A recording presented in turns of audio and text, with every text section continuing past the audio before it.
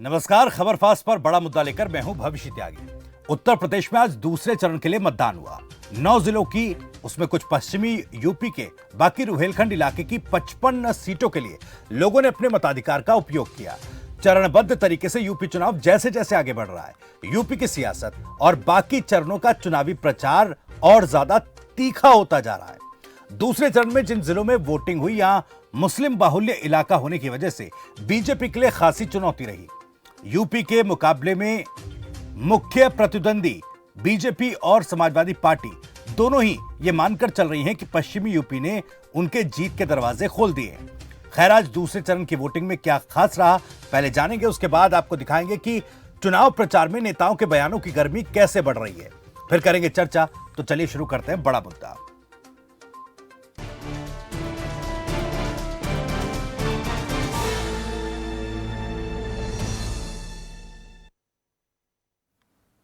तो उत्तर प्रदेश में विधानसभा चुनाव के लिए दूसरे चरण की वोटिंग हुई। राज्य के 9 जिलों की 55 सीटों पर मतदान हुआ। पहले चरण की तरह इस बार भी यूपी में अच्छा खासा मतदान हुआ है। पहले चरण में 58 सीटों पर 60.17% वोटिंग हुई। दूसरे चरण के चुनाव में शाम 5 बजे तक के आंकड़े हम आपको बता रहे हैं, 60.44% मतदान हुआ। तो यूपी के जिन जिलों में आज वोट डाले गए उनमें अमरोहा, बरेली, बिजनौर, बदायूं, मुरादाबाद, रामपुर, सहारनपुर, संभल और शाजापुर है। इन सीटों पर 586 उम्मीदवार अपनी किस्मत आजमा रहे हैं और किस जगह पर क्या वोटिंग परसेंटेज रहा है ये हम आपको दिखा रहे हैं। शाम 5 बजे तक के ये आंकड़े आपके टीवी स्क्रीन पर है। तो शाजापुर में 55.20%, अमरोहा में 66.15%, बरेली में 57.68%, बिजनौर में 61.44% वोट पड़ा है, बदायूं में 55.98% वोट पड़ा है। मुरादाबाद का अगर बात की जाए तो 64.52% वोटिंग यहां पर हुई है। रामपुर में 60.10% वोटिंग हुई है। सहारनपुर में 67.05% वोटिंग हुई है।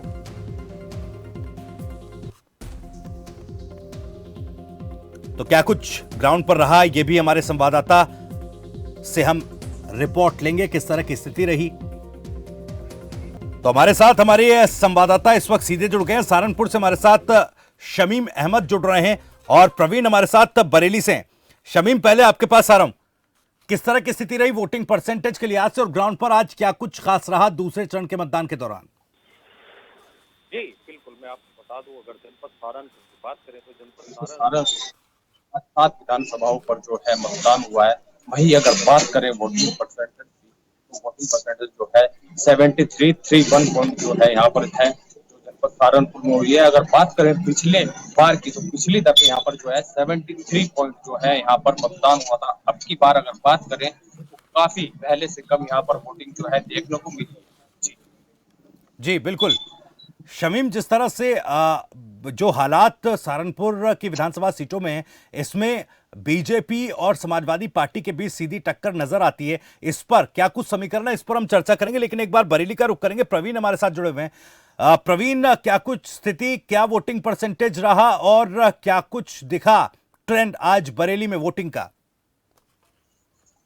भविष्य में आपको बताऊं, उत्तर बरेली जिले की में 9 विधानसभा है। 9 विधानसभा में 57.96% मतदान हुआ और बहेड़ी में 62.10, मीरगंज विधानसभा में 57.50, भोजपुरा में 65.40, नवाबगंज में 62.20, फरीदपुर में 58.90, भितरी चैनपुर में 27.20 और बरेली शहर में 52.60, बरेली कैंट में 49.50, हावड़ा में 56.20। लेकिन ये बढ़त इस बार देखने को मिली क्योंकि पिछले विधानसभा 2017 चुनाव में करीब इससे बहुत कम मत पड़े थे, लेकिन इस बार मतदाताओं में जागरूकता दिखाई दी क्योंकि ये पहली बार इतना प्रतिशत वोट बरेली में पड़ा।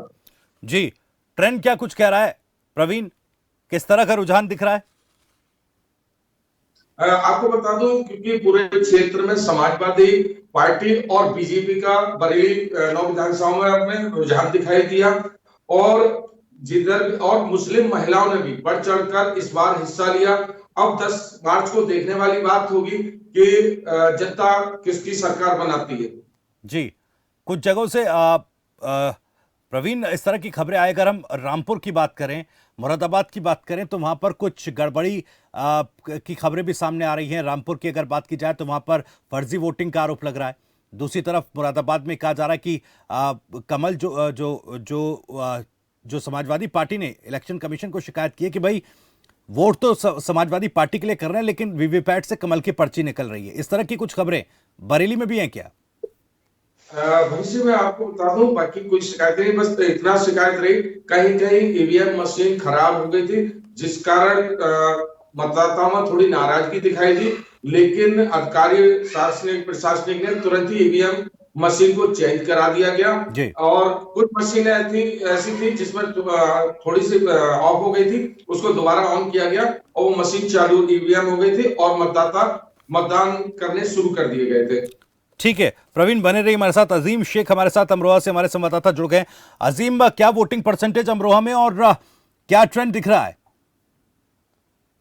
अमरोहा तक आपको बता दूं कि अमरोहा में 4 विधानसभा है, 4 विधानसभा वोटिंग हुई है, जिसमें 13,55,533 कुल वोट थे। और वहीं बात करें अमरोहा विधानसभा 41 में 70% समाजवादी पार्टी लड़ी है, लेकिन और 3 विधानसभा जो है उसमें कशमकश है कि देखना होता है। जी ठीक है अजीम, वोटिंग परसेंटेज क्या कुछ रहा चारों विधानसभाओं का, या फिर जिले की अगर बात करें? जी 5% वोटिंग रही है। जी, रुझान क्या कुछ अजीम देखने को मिल रहा है ग्राउंड पर? ये बता रहा हूँ मैं आपको कि जो अमरोहा विधानसभा है, अमरोहा विधानसभा 41 में समाजवादी 70-80% लड़ी है और दूसरे जो 3 विधानसभा दूसरी बची धनौरा हसन को नगामा, उसमें कशमकश है, देखने बाकी है कि क्या होता है आगे। लेकिन इसका बहुत रहा आज मतदाताओं का, सबने अपने मत उस पर बहुत खुशी से वोट डाले। ठीक है अजीम, अगर कुल मिलाकर पूरे जिले के वोटिंग की बात करें तो शांतिपूर्वक ही रहा गया, कुछ गड़बड़ी भी सामने आई? नहीं, बिल्कुल शांतिपूर्वक पोलिंग हुई है, कोई गड़बड़ कहीं नहीं हुई है, बिल्कुल सही रहा। प्रशासन भी मुस्तैद रहा, प्रशासन के अच्छे इंतजाम रहे। ठीक है शमीम, मैं आपके पास आ रहा हूं, एक बार फिर से सहारनपुर का रुख करूंगा, क्योंकि इस सहारनपुर के अगर नकुड़ विधानसभा सीट की बात करो तो यहां पर काफी बड़ी चुनौती बीजेपी के लिए है, क्योंकि पिछली बार जो धर्म सिंह सैनी है बीजेपी से निकलकर इस बार वो चुनाव लड़ रहे हैं समाजवादी पार्टी के टिकट पर।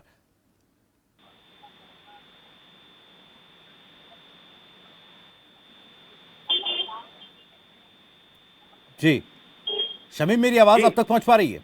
जी बिल्कुल जी, मैं आपको बता दूं, अगर नकुड़ विधानसभा की बात करें तो नकुड़ विधानसभा से एक तरफ तो धर्म सिंह सैनी जो समाजवादी पार्टी में है, वहीं अगर बात की जाए तो दूसरी तरफ साहिल खान भी यहाँ पर मौजूद थे। वहीं अगर बात की जाए धर्म सिंह सैनी की, तो धर्म सिंह सैनी यहाँ पर जो है पिछली बार जो है भारतीय जनता पार्टी से चुनाव लड़े थे, वहीं अब की बार जो है समाजवादी पार्टी ने उन्हें प्रत्याशी बनाया है। वहीं समाजवादी पार्टी की अगर बात की जाए तो समाजवादी पार्टी की लगातार जो है इस बार चुनावी मैदान में जो है पूरे दमखम के साथ जो है उतरी हुई है।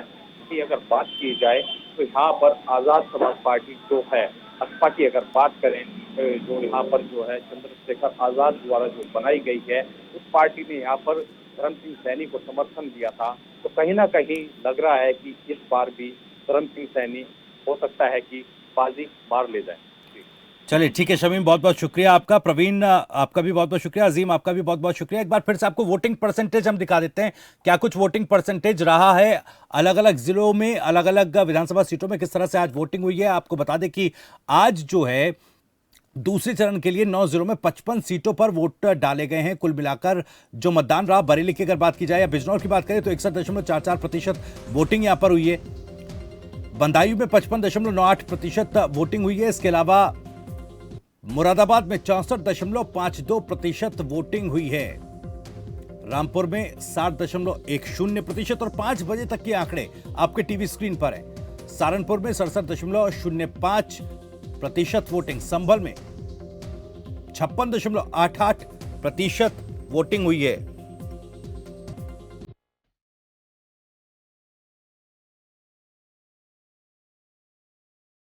हम 5 बजे तक के आंकड़े आपके टीवी स्क्रीन पर जो आप देख रहे हैं, क्या कुछ आज वोटिंग परसेंटेज रहा है, ये हम आपको दिखा रहे हैं।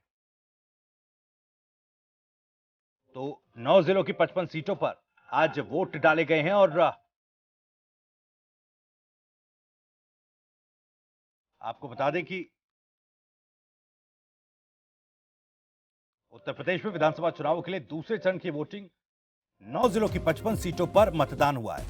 पहले चरण की तरह इस बार भी यूपी में अच्छी खासी वोटिंग हुई है।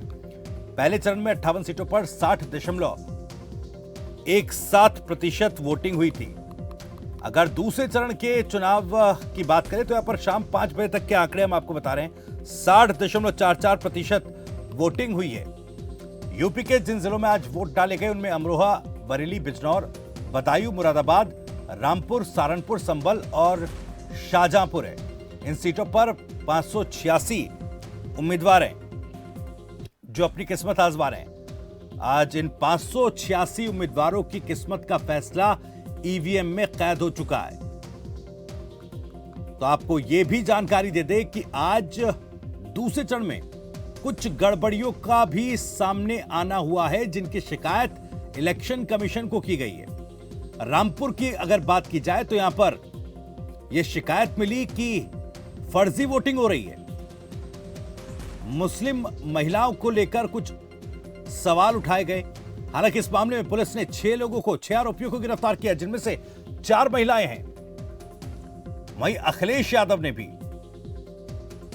इलेक्शन कमीशन में शिकायत दर्ज कराई है। दरअसल मुरादाबाद और कुछ पोलिंग बूथ को लेकर बूथ कैप्चरिंग का आरोप अखिलेश यादव ने लगाया है।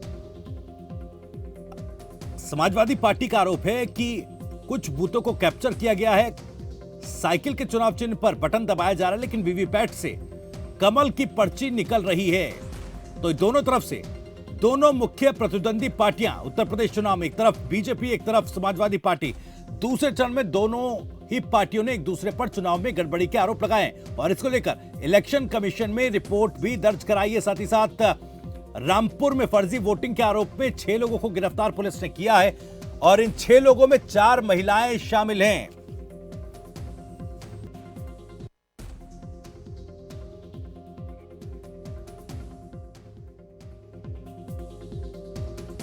वोटिंग परसेंटेज आपके टीवी स्क्रीन पर शाम 5 बजे तक के आंकड़े हम आपको दिखा रहे हैं। यूपी चुनाव के दूसरे चरण में किस जिले में कितनी वोटिंग हुई है।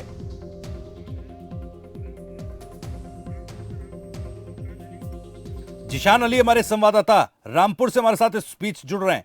जिशान, रामपुर में आज क्या कुछ खास रहा? क्योंकि देखिए, पहले मैं सवाल वोटिंग परसेंटेज और ट्रेंड को लेकर करूंगा, फिर बात उसकी भी करेंगे जो आज आरोप फर्जी वोटिंग का लगा। पहले बताइए, वोटिंग परसेंटेज रामपुर में कितना रहा?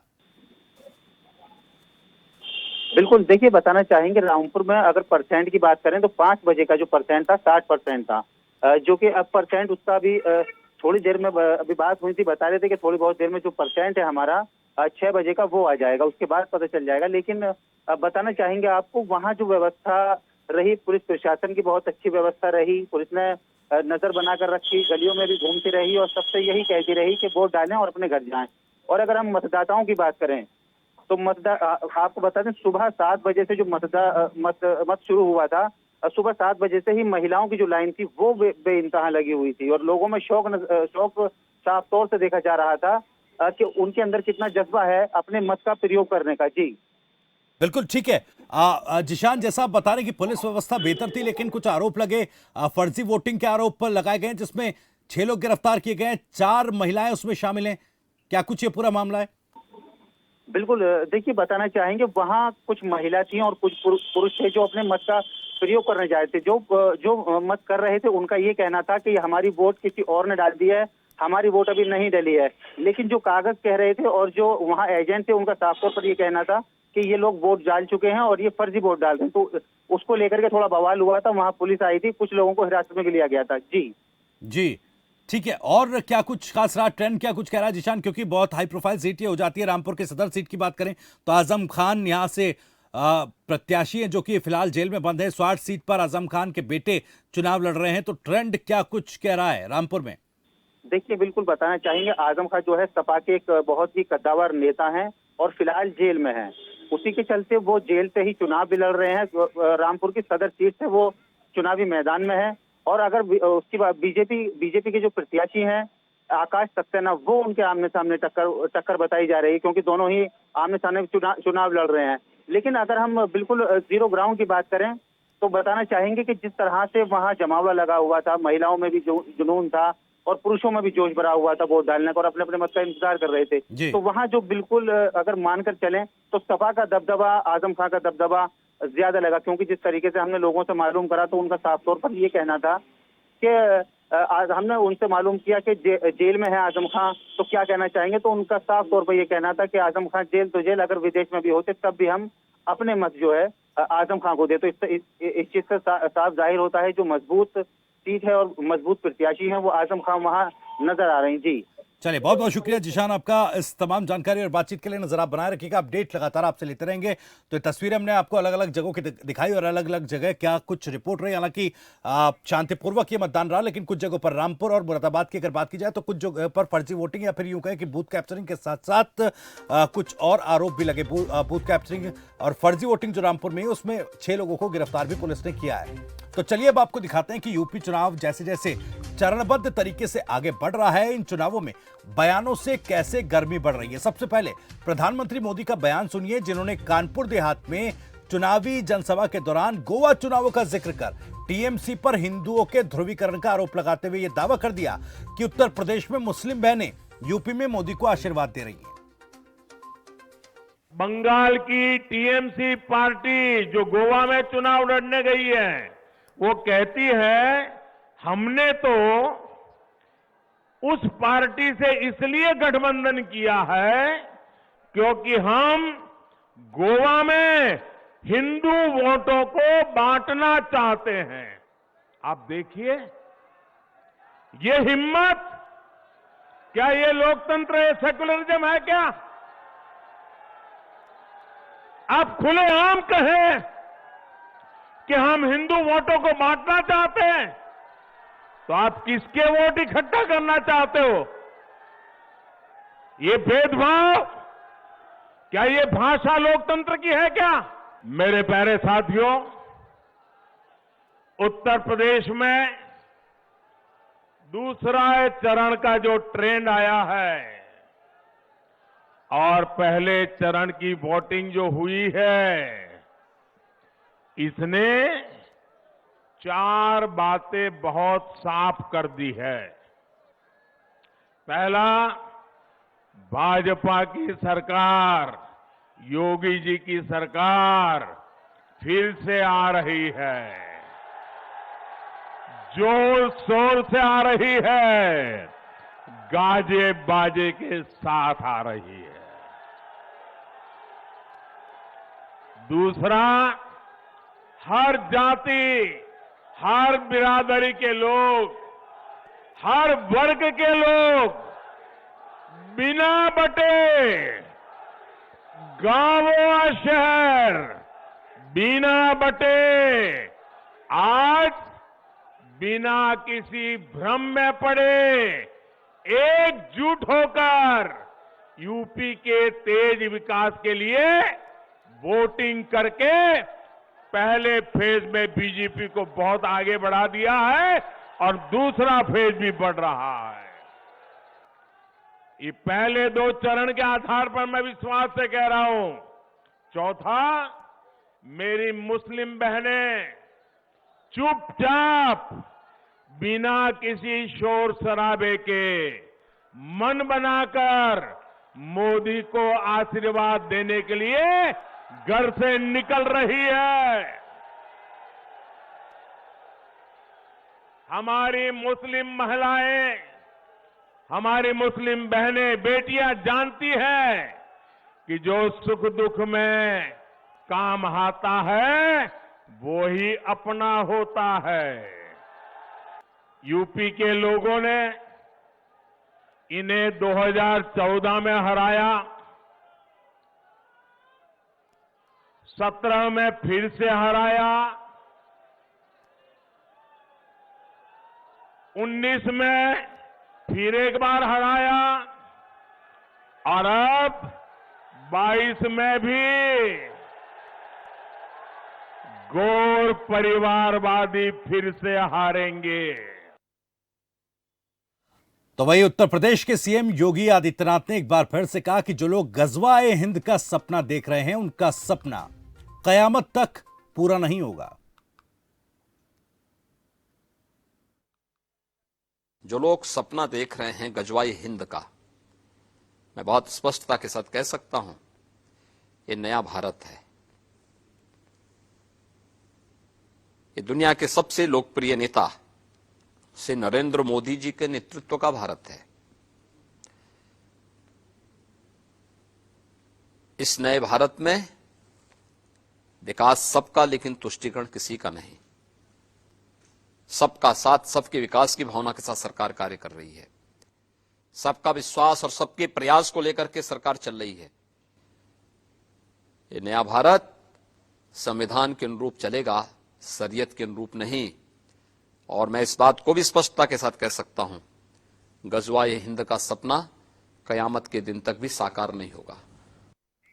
तो जाहिर तौर पर मुख्यमंत्री योगी आदित्यनाथ ने गजवा-ए-हिंद के सपने को कयामत तक साकार न होने की बात कही, ये दावा किया। तो वही बुंदेलखंड में चुनाव प्रचार कर रहे अखिलेश यादव भी काफी कॉन्फिडेंट नजर आए। सुनिए। ये लोग कहते हैं कि गर्मी बहुत हो गई है, गर्मी उतार देंगे। सुना भाषण के नहीं सुना उनका? और जब से पहले चरण का चुनाव पड़ा है वोट, पहले चरण का जिस समय वोट पड़ गया, इनके नेता कार्यकर्ता ठंडे पड़ गए हैं। इधर बीजेपी वाले बहुत घबराए हुए हैं, इधर बहुत घबराए हुए हैं बीजेपी के वाले लोग। वो अपना चेहरा आईने में नहीं देख रहे हैं, वो दूसरों को कह रहे हैं कि 12 बजे उठते हैं। ये दूसरों के लिए प्रचार कर रहे हैं कि समाजवादी लोग 12 बजे उठते हैं। ये नौजवान सही कह रहा है। जब से बुंदेलखंड के लोगों ने फैसला लिया है कि इतिहास रचेंगे, बीजेपी वालों को नींद नहीं आ रही है। तो पहले और दूसरे चरण के मतदान के बाद दोनों मुख्य प्रतिद्वंदी पार्टियां बीजेपी और समाजवादी पार्टी दोनों कॉन्फिडेंट नजर आई। दोनों ये दावा कर रही हैं कि पश्चिम से जो चुनावी अभियान की शुरुआत हुई है, उसने अपनी अपनी यानी कि दोनों की अपनी अपनी पार्टियों के लिए जीत के दरवाजे जो हैं खोल दिए। इसी पर चर्चा करेंगे इस ब्रेक के बाद।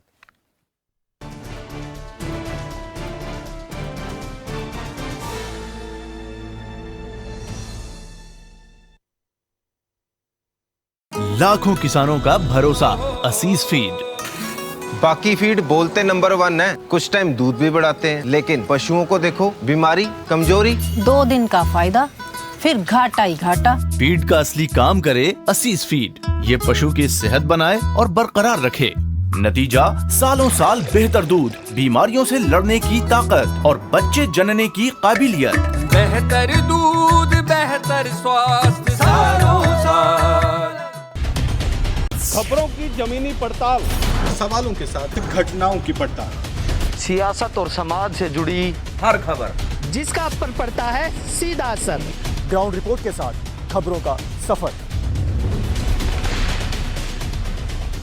सोमवार से शुक्रवार शाम 5:25 पर सिर्फ खबर फास्ट पर। रूप मंत्रा आयुर्वेदिक फेस वॉश, इसमें है क्यूकम्बर के प्योर एक्सट्रैक्ट्स जो नेचुरली चेहरे को मॉइस्चराइज रखे। ये कोई कॉस्मेटिक नहीं, आयुर्वेदिक औषधि है। कबीर अमृतजाइन सिरप 3-in-1 फॉर्मूला के साथ एक ही बोतल में 3 गुण, लिवर टॉनिक भी है, एंजाइम भी है और एंटासिड भी है। इसके है कई फायदे। शराब से होने वाले साइड इफेक्ट से राहत में सहायक, आपके लिवर को बनाए अंदर से स्ट्रॉन्ग। आयुर्वेदिक अर्क पद्धति द्वारा निर्मित कबीर अमृतजाइन सिरप। इलेक्ट्रिक व्हीकल्स के प्रोडक्शन में जैसे जैसे बढ़ोतरी हुई, वैसे वैसे लिथियम बैटरी की मांग बढ़ी। बढ़ती मांग के साथ ही अंबाला छावनी में स्थित Microtechnic energy solution unit of Microtechnic company ने लिथियम बैटरी बनानी शुरू की और पिछले 2 सालों से ये कंपनी सफलतापूर्वक लिथियम बैटरी का निर्माण कर रही है। इस कंपनी की उत्तम क्वालिटी की बैटरी होने के चलते ये lithium battery e rickshaw, e scooter, solar lights, inverter में इस्तेमाल होती है, जिसके चलते Microtechnic energy solution unit of Microtechnic company अपने काम के चलते प्रगति की राह पर अग्रसर है।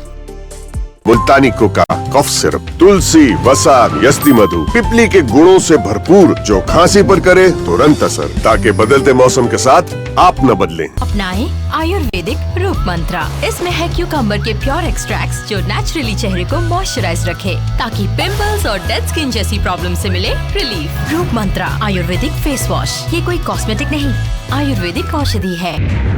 जनता से सरोकार, प्रशासन से सवाल। खबर फास्ट पहला ऐसा चैनल है, खबर फास्ट जनता की आवाज बन रहा है, जो जनता की समस्याओं पर बात कर रहा है, जनता जागरूक हो रही है। खबर फास्ट चैनल का बहुत बहुत धन्यवाद करता हूँ। यह प्रदेश का पहला ऐसा चैनल है जो जनता से सरोकार रखता है। खबर फास्ट चैनल के थ्रू जो ये काम हो रहा है सबसे अच्छा हो रहा है। देखिए जनहित सोमवार से शुक्रवार शाम 5:55 पर सिर्फ खबर फास्ट पर। इलेक्ट्रिक व्हीकल्स के प्रोडक्शन में जैसे जैसे बढ़ोतरी हुई वैसे वैसे लिथियम बैटरी की मांग बढ़ी। बढ़ती मांग के साथ ही अंबाला छावनी में स्थित Microtechnic energy solution unit of Microtechnic company ने लिथियम बैटरी बनानी शुरू की और पिछले 2 सालों से ये कंपनी सफलतापूर्वक लिथियम बैटरी का निर्माण कर रही है। इस कंपनी की उत्तम क्वालिटी की बैटरी होने के चलते ये lithium battery e rickshaw, e scooter, solar lights, inverter में इस्तेमाल होती है, जिसके चलते Microtechnic energy solution unit of Microtechnic company अपने काम के चलते प्रगति की राह पर अग्रसर है। खबरों की जमीनी पड़ताल, सवालों के साथ घटनाओं की पड़ताल।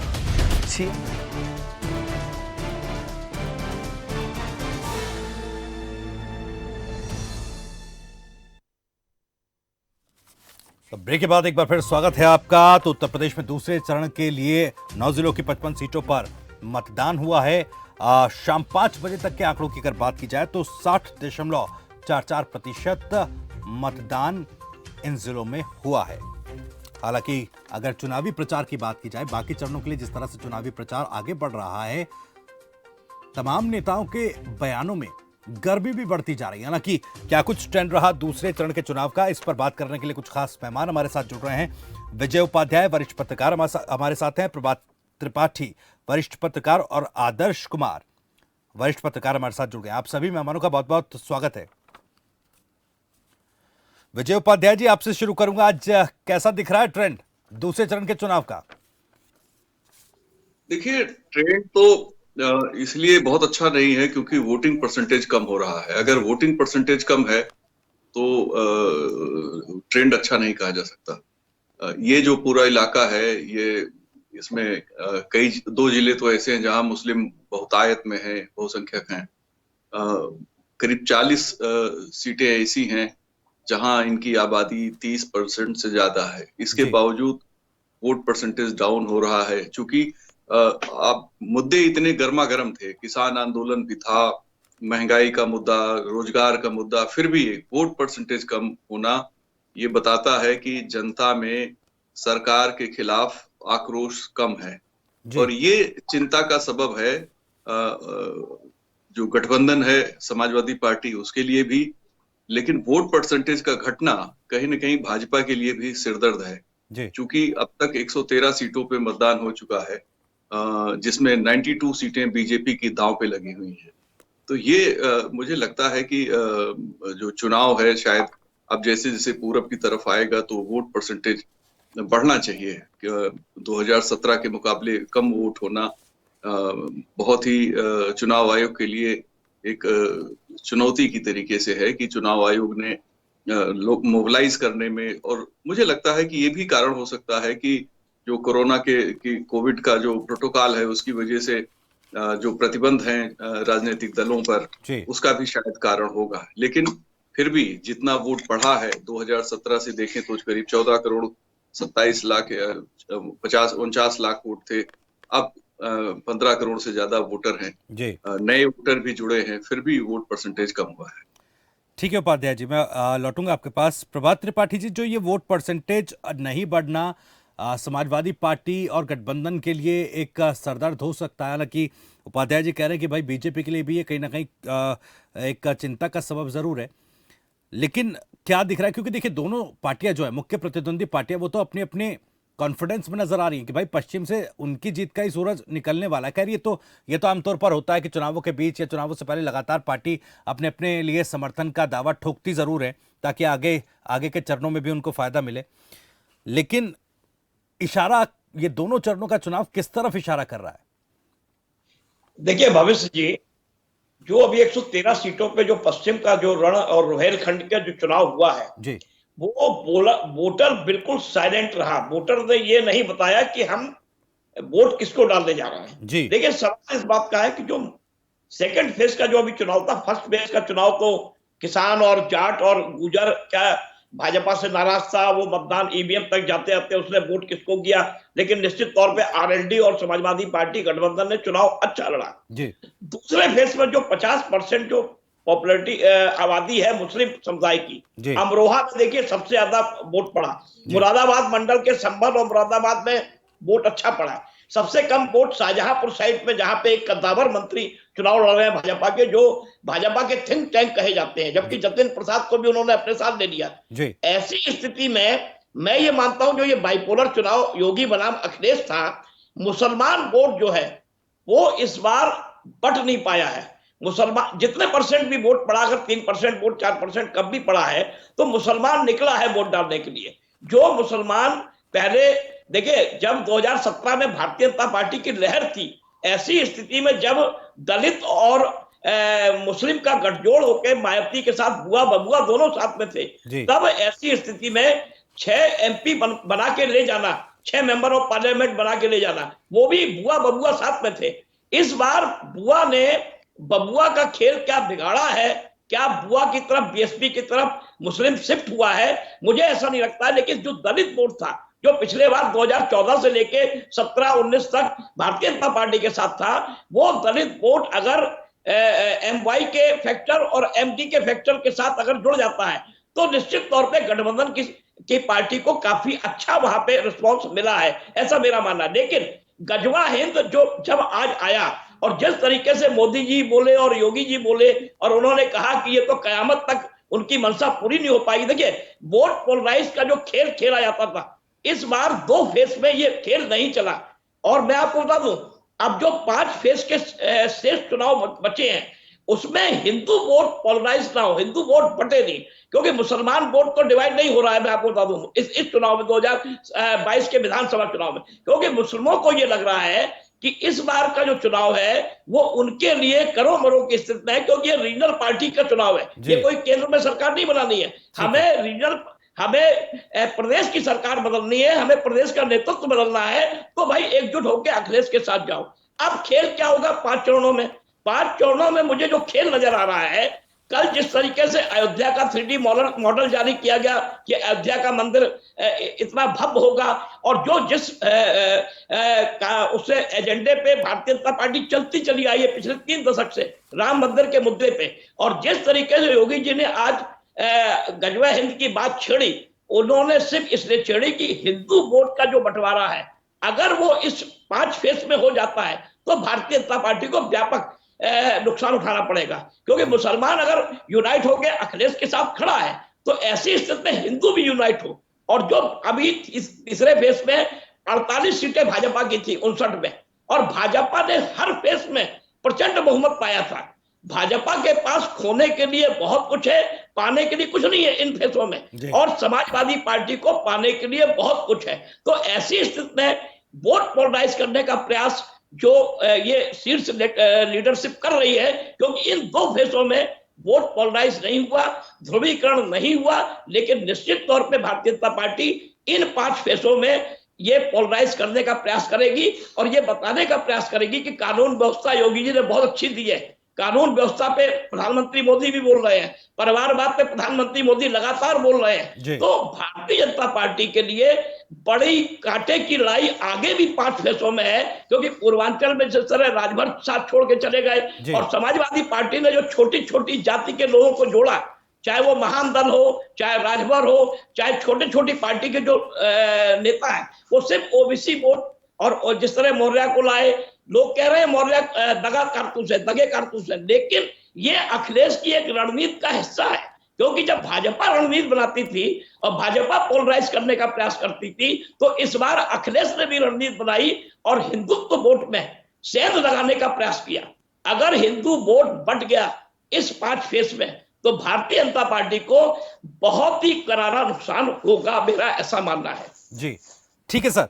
आदर्श कुमार जी, जैसा प्रभात त्रिपाठी जी कह रहे थे कि भाई सेंध तो हिंदू वोट में लगा दी है, और लगातार देखिए जिस तरह से परिवारवाद का आरोप लगातार समाजवादी पार्टी पर प्रधानमंत्री मोदी और मुख्यमंत्री जो हैं योगी आदित्यनाथ वो लगा रहे हैं, कानून व्यवस्था को बढ़ चढ़कर वो बता रहे हैं। मैं पहले दो इन चरणों की बात अगर करूं, तो क्या ये मान लिया जाए कि जिस तरह की रणनीति अखिलेश यादव ने पश्चिमी उत्तर प्रदेश और रुहेलखंड के लिए बनाई थी, क्या वो सटीक साबित होती दिख रही है? क्योंकि अब जिस तरह से गजवा हिंद की बात योगी आदित्यनाथ कह रहे हैं, उससे कहीं ना कहीं इन 2 चरणों का ट्रेंड ये दिखा रहा है कि भाई यहां पर समाजवादी पार्टी और गठबंधन शायद इन्हें थोड़ा फायदा हो रहा है। क्योंकि वोट पोलराइजेशन की अगर हम बात कर रहे हैं खासकर इस दूसरे चरण में, तो कहीं ना कहीं ये भी मुस्लिमों को, जैसा उन्होंने बताया, मुस्लिम समुदाय जिस तरह से वो वोट बटा नहीं है, वो उस वोट भले ही वोट प्रतिशत कम रहा, लेकिन मुस्लिमों ने आकर वोट किया है। तो ये स्थिति क्या किस तरह से समझ में आ रही है आपको?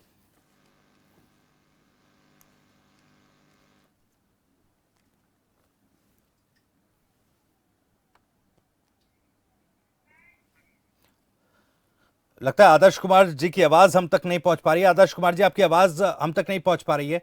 मैं दोबारा आपसे रिकनेक्ट करता हूं मैं फिर आपके पास आता हूं। विजय उपाध्याय जी, जैसा कह रहे थे प्रभात त्रिपाठी जी, वोट पोलराइजेशन की जो बात थी, और खासकर इस फेज में चूंकि मुस्लिम कम्युनिटी निकली है और उनके लिए करो या मरो की स्थिति बन गई थी इस बार वोट में, तो क्या ये 2 चरणों का, अगर हम पिछले 2 चरणों की बात करें, जैसा मैंने पहले भी जिक्र किया कि दोनों ही पार्टी तो देखिए एक दूसरे अपनी अपनी पीठ थपथपा रही कि हमें अच्छा खासा जन समर्थन मिल गया है, इन 2 चरणों में स्थिति क्या साफ हो रही है बयानों से, जो कि अब खास करके बीजेपी के नेताओं से सामने आ रहे हैं? देखिए, जैसा आज प्रधानमंत्री ने अपनी रैली में तो कहा कि योगी की सरकार फिर से आ रही है, 2 चरणों से ही साफ हो गया है। तो बीजेपी का अपना दावा है, अखिलेश यादव जी कह रहे हैं कि हमारा शतक पार हो गया, उन्होंने इसकी घोषणा कर दी है। लेकिन जनता का मूड खुल के सामने आया नहीं है, साइलेंट वोटिंग हो रही है।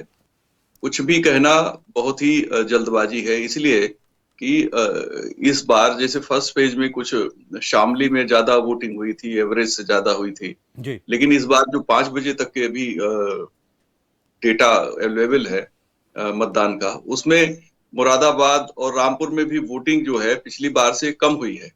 तो करीब 3% वोटिंग कम दिखा रहा है। तो हो सकता है कि शाम तक अभी जब फाइनल फिगर आएगा तो शायद जो पिछली बार 2017 का वोटिंग परसेंटेज था उसको क्रॉस कर जाए या उसके बराबर पहुंच जाए, क्योंकि 1 घंटे में 3% से ज्यादा वोट पड़ जाता है।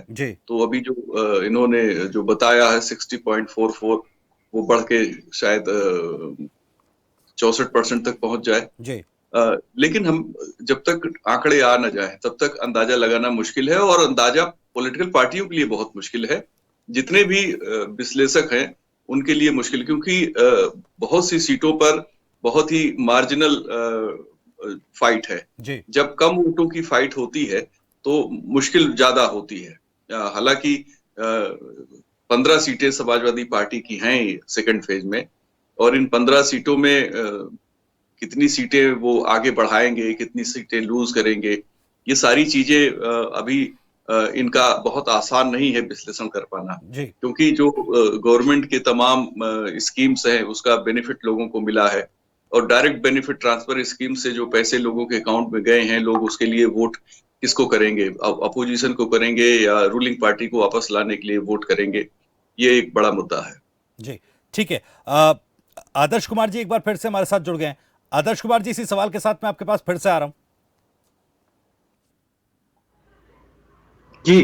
जी सबसे पहली बात तो देखिए, चुनाव की जब रणनीति बनाई जाती है तो उसमें ये ध्यान रखा जाता है कि किस चरण में कौन सी रणनीति अपनाई जाएगी जी। तो इस आधार पे कभी ये तय नहीं होता कि 2 चुनाव में क्या पैटर्न रहा है। उस आधार पे हम ऐसा नहीं कर सकते हैं कि उसके बाद जो है, जिसे कह सकते हैं कि चुनाव में गर्माहट या उस तरह के बयान या उस तरीके से कोई नई रणनीति, ये रणनीति का पहले से ही हिस्सा होता है। और दूसरी बात देखिए, किसके वोट बैंक में किसने सेंध लगाई है, वो सेंध लगाने में कामयाब हुए हैं या नहीं हुए हैं, ये तो जब चुनाव परिणाम आएगा तब तय होगा। लेकिन वोटिंग का जो परसेंटेज है, जिस हिसाब से हम देख रहे हैं, उसमें 2-3 बातें तो स्पष्ट है। देखिए, ये जो कम वोटिंग है उसके पीछे वजह जो है वो ये है कि कोविड की वजह से जो है जितनी रैलियां होनी चाहिए थी उतनी रैलियां हुई नहीं, और रैलियों का एक बहुत व्यापक प्रभाव पड़ता है, हम सभी जानते हैं। डिजिटल चुनाव प्रचार की अपनी महत्ता है, लेकिन जब बड़े नेता रैली में संवाद करते हैं तो लोगों का उस पर जो है बहुत ज्यादा एक कनेक्शन जुड़ता है और उस तरीके से वोटिंग के लिए लोग घरों से बाहर निकलते हैं। तो वोटिंग परसेंटेज, और अभी तो 5 चरण के मतदान बाकी है, तो आने वाले समय में देखिए कि जनता हो सकता है। हाँ, ये एक बात जरूर है कि इस चरण में जो जिस तरीके से बयानबाजी सामने आई है, और मैं ये नहीं कहूंगा किसी एक पार्टी की, अब चुनाव जो है एक नए मुकाम पे पहुंचा है, और चुनाव में इस तरह की चीजें, ध्रुवीकरण, देखिए हर पार्टी की अपनी रणनीति है, और उसमें हम यह नहीं कह सकते कि ये जो है ध्रुवीकरण है, किसी की जाति, किसी का चुनावी गणित जो है वो जातिगत बुनियाद पे टिका होता है, किसी का जो है, किसी की पॉलिसी जो है वो धर्म आधारित होती है, धर्म की बातें उसमें शामिल होती है, ये सब चुनाव का हिस्सा है। तो हम ऐसा नहीं कर सकते कि बिल्कुल पोलराइजेशन की कोशिश सभी कर रहे हैं। देखिए, पोलराइजेशन की कोशिश जब ये कहा जाता है कि बीजेपी कर रही है या अमुक दल कर रहा है, वो उसकी नीति का हिस्सा है। अगर जातिगत तौर पे भी बहुत सारे लोग समीकरण बनाते हैं, जो टिकट बांटे जाते हैं वो जातिगत आधार पे बांटे जाते हैं, और सभी पार्टियां जातिगत समीकरण को ध्यान में रख करके ही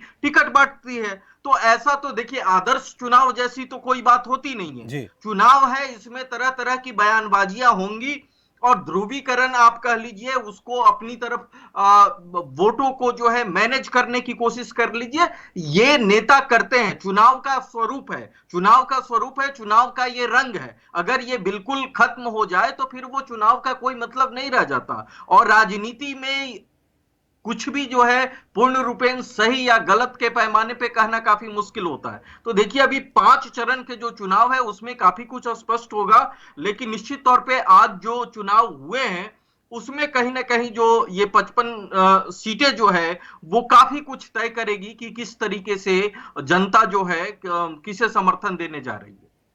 ठीक है सर। प्रभात त्रिपाठी जी, मैं आपके पास आ रहा हूं। जैसा कह रहे थे आदर्श कुमार जी भी कि भाई अभी अपनी अपनी पार्टियों की रणनीति है, अपना हर एक चरण के लिए एक अलग तरह की रणनीति, एक अलग तरह का समीकरण पर पार्टियां काम करती हैं। मैं समझने की कोशिश कर रहा था कि जिस तरह से बयानों में थोड़े से बदलाव हुए हैं, टेम्परामेंट जो बयानों का बदला है, पहले देखिए परिवारवाद के आरोप बीजेपी लगाती रही, ठीक है, और उसके बाद कानून व्यवस्था को लेकर बढ़ चढ़कर प्रचार बीजेपी के नेता तमाम कर रहे थे। आज प्रधानमंत्री का आपने सुना, कानपुर देहात में जिस जनसभा को वो संबोधित कर रहे हैं, उसके बाद टीएमसी का जिक्र करते हैं, गोवा चुनावों का जिक्र करते हैं, हिंदुओं के ध्रुवीकरण की बात वो करते हैं, और ये भी दावा करते हैं कि उत्तर प्रदेश में मुस्लिम बहनें मोदी को आशीर्वाद दे रही हैं। ये मैं समझने की कोशिश कर रहा हूं। ठीक है, आदर्श कुमार जी ठीक ये बात कह रहे थे कि भाई देखिए, तमाम राजनीतिक पार्टी, तमाम नेताओं की कोशिश अपने अपने समीकरणों, अपने अपनी पैटर्न के हिसाब से होती है, लेकिन अंदाजा या यूं कहें कि क्या इसको अगले चुनाव की, अगले चरणों की तैयारी मानी जाए, या फिर जो थोड़ा बहुत डैमेज या जो भी डैमेज 2 चरणों में दिखाई दे रहा है, क्या इसका असर उसे माना जाए?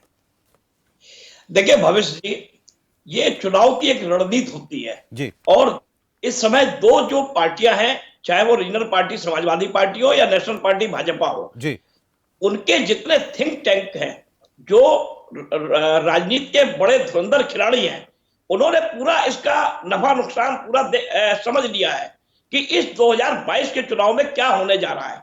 और 2022 के चुनाव में जो एंटी कन्वेंसी सरकार की होनी चाहिए थी, वो एंटी कन्वेंसी मोदी और योगी के रहते हुए, देखिए इनको पहली बार चुनाव में कानून व्यवस्था और परिवारवाद के मुद्दे को लेकर उतरना पड़ा। पहली बार भारतीय जनता पार्टी एक ऐसी पार्टी है जिसने इस चुनाव में कट्टर हिंदुत्व की बात नहीं की, पोलराइजेशन की बात नहीं की, ना यहाँ पे कोई हिंदू मुसलमान चला, ना भारत, और देखिए पाकिस्तान तो कहीं आया नहीं, आखिरी चरणों में कहीं पाकिस्तान नहीं आया, क्योंकि उनको ये मालूम हो गया है कि ये चुनाव क्षेत्रीय पार्टी का चुनाव, अपने जो प्रदेश का चुनाव है, और इसमें मतदाता जो रोजगार के मुद्दे को लेके, जो विकास के मुद्दे को लेके, और जिस तरीके से गन्ना किसान थे, जिस तरीके से किसानों पर लाठीचार्ज हुआ, जिस तरीके से एक वर्ग नाराज, ब्राह्मण वर्ग नाराज को साधने के लिए टेनी का इस्तीफा नहीं कराया गया, क्योंकि ये 5 चरण में ब्राह्मण वोट फैक्टर करेगा। ये जो अब चुनाव आ रहा है तीसरे चरण का,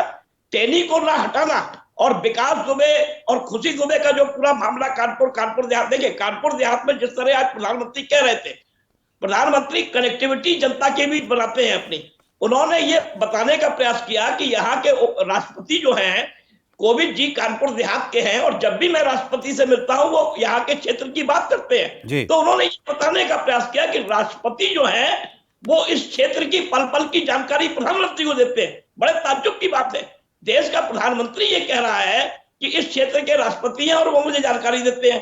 तो अब जब आपको इस स्तर पे प्रचार करना पड़ेगा, और आपको मालूम है कि हमने जो प्रयास, जो 5 साल जो डिलीवरी होनी चाहिए थी सरकार की, डबल इंजन की सरकार की, वो डिलीवरी हमारे जनप्रतिनिधि नहीं कर पाए और दौड़ाए जा रहे हैं और खदेड़े जा रहे हैं। तो ऐसी स्थिति को बचने के लिए अब जो 5 फेज का चुनाव, देखिए 2 फेज का चुनाव चला गया, 2 फेज का चुनाव भारतीय जनता पार्टी के रणनीतिकारों को मालूम है कि ये चुनाव से हमारी जो नैया है 93 सीटें हमें नहीं आ रही हैं। अगर हमें 50 सीटें भी आ गई तो हमारे लिए बहुत है, हम 5 फेज में अपना नुकसान पूरा कर देंगे। तो अब जो पूरी गणित लगाई जा रही है, पूरी जो राजनीति की जो कवायद हो रही है, वो हिंदू वोट को एकजुट करने की है। वो चाहे राम मंदिर के मुद्दे पर हो, चाहे वो गजवाए हिंद की बात सामने आए, हिजाब उनका मामला चला नहीं, ओवैसी फैक्टर वहां चला नहीं, मुसलमान वोट बढ़ने की स्थिति में दिखाई नहीं दे रहा है, बुआ बबुआ का गठबंधन टूट गया है, बुआ बहुत कमजोर है, बुआ का जो दलित वोटर था वो भी असमंजस की स्थिति में है कि हमने पिछले 1 दशक से जो है 14 से लगातार हम भारतीय जनता पार्टी को वोट दे रहे हैं, डबल इंजन की सरकार बन गई, केंद्र में भी भाजपा की सरकार है, तो और हमारे लिए क्या हुआ। तो ये सारी स्थितियों को भाजपा के रणनीतिकार जानते हैं, एक एक सीट पे उनका ऑब्जर्वेशन है कि हमने 113 सीटों में कितनी सीटें लूज कर दी हैं, ये वो बताएंगे नहीं है, क्योंकि चुनाव का एक हिस्सा होता है, रणनीति एक ऐसी होती है, कोई ये नहीं कहता कि हम हार रहे हैं। अखिलेश ने कहा हमने शतक पूरा कर लिया है, भारतीय जनता पार्टी कह रही हम शतक के ऊपर हो गए। तो भैया 113 सीटों में चुनाव हुआ और दोनों लोग शतक का दावा कर रहे हैं, तो ये दावा तो नहीं चलेगा आपका ना, आप खुल के, क्योंकि ये रणनीति का हिस्सा होता है। मैंने भविष्य जी आपसे फिर कहा कि ये 5 चरण के चुनाव, ये सत्ताधारी भारतीय जनता पार्टी के लिए बहुत ही कठिन चुनाव है, क्योंकि हर फेज में भारतीय जनता पार्टी को बहुत सीटें मिली हैं, भारी मैंडेट मिला है। 324 का मैंडेट वापस ले जाना इस 2022 के चुनाव में मुझे ऐसा नहीं दिखाई दे रहा है कि भारतीय जनता पार्टी ऐसा करिश्मा कर पाएगी। जी बिल्कुल, विजय उपाध्याय जी जैसा कह रहे हैं प्रभात त्रिपाठी जी कि भाई देखिए अब तो अगले चरणों के चुनावों की तैयारी है, लेकिन मैं समझना चाह रहा हूं, अगर आप देखिए आज प्रधानमंत्री मोदी को, अब आपने सुना होगा उधर चूंकि एक कट्टर हिंदुत्व को लेकर इस बार चुनाव में नहीं उतरी थी बीजेपी, ये भी दावा कर रहे हैं आदर्श कुमार, माफ कीजिएगा प्रभात त्रिपाठी जी, लेकिन आज सीएम योगी का बयान, वो कह रहे हैं कि गजवाए हिंद का सपना कयामत के दिन तक साकार नहीं होगा। उधर प्रधानमंत्री मोदी ये कह रहे हैं कि भाई मुस्लिम बहनें भी बीजेपी को, या यूं कहें कि मोदी को आशीर्वाद देने के लिए बाहर निकल रही हैं। आगे का टेम्परामेंट क्या है, आगे की रणनीति क्या है, और क्या पहले से जिस तरह से अखिलेश यादव, या यूं कहें कि गठबंधन दल जो अखिलेश यादव के साथ हैं, जो रणनीति तय हुई है, कहीं चूक बीजेपी की रणनीति में भी हुई है क्या? देखिए, ये कहना बहुत मुश्किल है कि किसकी रणनीति में चूक हुई, लेकिन हिंदुत्व का मुद्दा तो बीजेपी शुरू से उठा रही है, चुनाव के बहुत पहले से उठा रही है जी। अल्पसंख्यक वाला मसला भी उठ रहा है को, तो मैंने इस सवाल सर इसलिए किया क्योंकि देखिए पहले चरण में जहां आप ये बात तो हर कोई मानता है कि देखिए हिंदुत्व के मुद्दे पर बीजेपी चुनाव लड़ती है, लेकिन जब पहले फेज का चरण था तो जाटों को कहीं ना कहीं जाट वोट बैंक को कहीं ना कहीं साधने की भी एक कोशिश रही। हाँ, ठीक कह रहे हैं आप, बिल्कुल सही है। देखिए जाट वोट बैंक को साधने के लिए तो फर्स्ट फेज में बीजेपी ने 15 से ज्यादा जाटों को टिकट दिया है जी, ताकि उनके वोट मिल सके। और ये प्रयोग उन्होंने लोकसभा चुनाव में भी किया था, जब तीनों दल एक साथ आ गए थे, सपा बसपा और आरएलडी पश्चिम में, और बीजेपी ने अपना नुकसान उससे काउंटर कर लिया। तो सिर्फ जाटों के आधार पर पश्चिमी उत्तर प्रदेश के फर्स्ट और सेकंड फेज के जो रुझान है उसका अंदाजा लगाना बड़ा मुश्किल है, क्योंकि बड़ी तादाद में यहाँ अति पिछड़े वोटर भी हैं। जाटों की चर्चा ज्यादा होती है क्योंकि वो उनका मूवमेंट ज्यादा होता है, एक्टिविटी ज्यादा होती है, लेकिन अति पिछड़े और अति दलित। अब एक सवाल बहुत बड़ा है कि अगर बसपा अच्छे से फाइट करती नजर नहीं आ रही है तो उनका वोटर क्या बटेगा या एक मुश्त किसी को जाएगा, ये एक बहुत बड़ा सवाल है। अगर उनके वोटों में बंटवारा हो रहा है कि बीजेपी को हराने या बीजेपी को जिताने के लिए, चूंकि जो लाभार्थी क्लास है जिसको क्रिएट किया है भाजपा सरकार ने, खास तौर पे जो फूड सिक्योरिटी में 14-15 करोड़ लोगों को उत्तर प्रदेश में दे रहे हैं मुफ्त अनाज, इसके अलावा कैश उनके अकाउंट में डाला कोरोना के समय में भी, बाद में विभिन्न और स्कीमों से डायरेक्ट बेनिफिट ट्रांसफर हुए, तो उसका क्या असर है इस बात को। अच्छा, गरीब तबका बहुत बड़ा है उत्तर प्रदेश में जो वोट डालने जाता है और वोट को बहुत प्रभावित करता है। उसका जो उसके एजेंडे में जो सबसे बड़ी चीज होती है वो उसको डायरेक्ट मिलने वाली सुविधाएं। अगर ये बात है तो बीजेपी का जो नुकसान है दोनों चरणों में वो जरूर काउंटर होगा, लेकिन अगर उसका इम्पैक्ट नहीं है, पब्लिक ये मान के चलती है कि नहीं ये तो सुविधाएं मिल ही रही हैं, ये भी एक बात हो सकती है कि लोग कहें कि भाई हम ये नरेंद्र मोदी जी देते हैं तो हम नरेंद्र मोदी जी को जब वोट देना होगा तो विचार करेंगे, लेकिन अभी तो हमें स्टेट गवर्नमेंट को चुनना है, हम इसको जाते हैं। तो ऐसा भी हो सकता है। तो इसका असर पूरे सिर्फ फर्स्ट सेकंड फेज में नहीं, थर्ड फेज जो आलू किसानों का इलाका है, बुंदेलखंड का इलाका है, जहां बुंदेलखंड एक्सप्रेस बीजेपी का है, इसके साथ जल जीवन मिशन उन्होंने शुरू किया, बुंदेलखंड में हर घर नल, उसका क्या इम्पैक्ट होने वाला है। बेरोजगारी यूथ के लिए बहुत बड़ा मुद्दा है, महंगाई एक मुद्दा है, लेकिन महंगाई को तो उनका जो फूड सिक्योरिटी कानून है, फूड सिक्योरिटी जो उनकी स्कीम है, उससे काफी कुछ कम से कम उसमें तेल भी दे रहे हैं, नमक भी दे रहे हैं, दाल भी दे रहे हैं गेहूं चावल के साथ। तो इन सब चीजों का असर कितना होगा, किस तरीके से होगा, मुझे जो लगता है, अगर आप पूछेंगे कि यूपी का चुनाव किस तरीके का है, तो मैं ये जरूर कहूंगा कि उत्तर प्रदेश का चुनाव एक अलग पैरामीटर पे हो रहा है, पिछले चुनाव की परंपरा के हिसाब से नहीं चल रहा है, क्योंकि लोगों के बीच में जानकारियां बहुत पहुंच रही हैं, खास तौर पे सोशल मीडिया का जो पेनिट्रेशन है। मैंने एक एनालिसिस किया था कि उत्तर प्रदेश में जो डेटा की खपत है, मोबाइल इंटरनेट डेटा की, उसमें 40% का इजाफा हुआ है चुनाव के दरमियान। ठीक है सर। तो जाहिर है लोग अपना काफी समय सोशल मीडिया पे गुजार रहे हैं, जहां से उन्हें ढेर सारी इंफॉर्मेशन मिल रही है। खास तौर पे आप ये देखिए कि पहले गांव तक पहुंचाना बड़ा मुश्किल होता था। ट्रेंड जो है, टेम्परामेंट जो है उत्तर प्रदेश चुनावों का पता है। आखिरी 30 सेकंड, आदर्श कुमार जी, जैसा बीएसपी वोट बैंक की बात उपाध्याय जी ने कही, उस पर मैं आपका कमेंट चाहूंगा। देखिए, निश्चित तौर पे बीएसपी का जो वोट बैंक है वो पूरी तरीके से बिखर चुका है जी। और ये किस पार्टी के पाले में कितना पड़ा है ये तो वक्त बताएगा, लेकिन दो महत्वपूर्ण बात है कि आर्थिक सुविधाएं जो मिलती है लोगों को, उसका एक बहुत बड़ा इम्पैक्ट पड़ता है जी। और जब लोग वोट देने जाते हैं, खास तौर से जो गरीब तबका होता है, वो इन चीजों को ध्यान में रखता है।